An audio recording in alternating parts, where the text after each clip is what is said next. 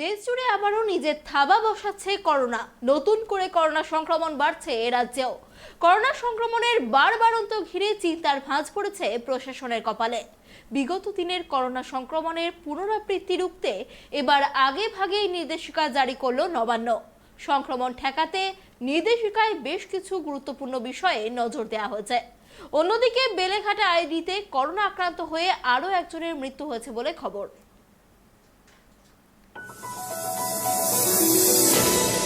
দেশজুড়ে ফের বাড়ছে করোনা সংক্রমণ। একাধিক রাজ্যে ঝড়ের গতিতে বাড়ছে সংক্রমণ।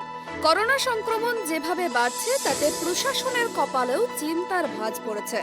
রাজ্যে এই মুহূর্তে আক্রান্তের সংখ্যা ঠিক কত সেই পরিসংখ্যান স্বাস্থ্য দপ্তরের পক্ষ থেকে প্রকাশ না করা হলেও সম্প্রতি দুটি মৃত্যুর ঘটনায় ক্রমশ উদ্বেগ বাড়ছে। পাশাপাশি এই অবস্থার মধ্যেই স্বাস্থ্য বিশেষজ্ঞরা চতুর্থ ঢেউয়ের আশঙ্কা করছেন।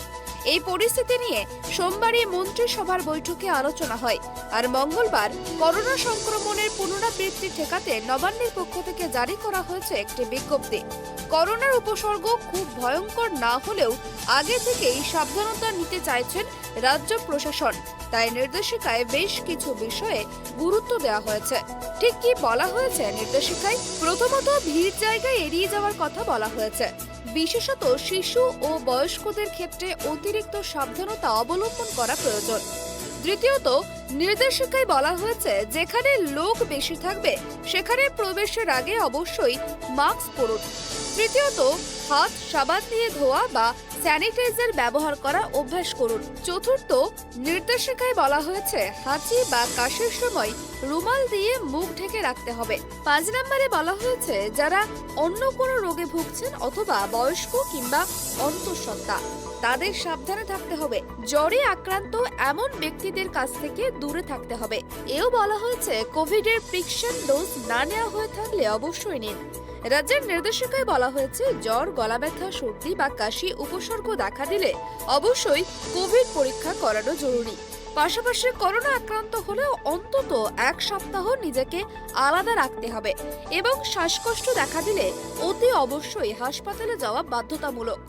বিগত দিনে করোনা সংক্রমণের কথা মাথায় রেখে আগের থেকে সাবধানতা অবলম্বন করার জন্য এই নির্দেশিকা জারি বলে এই সূত্রের খবর। অন্যদিকে মঙ্গলবার ভোরে বেলেঘাটা আইডি হাসপাতালে মৃত্যু হয়েছে এক করোনা আক্রান্ত রোগীর।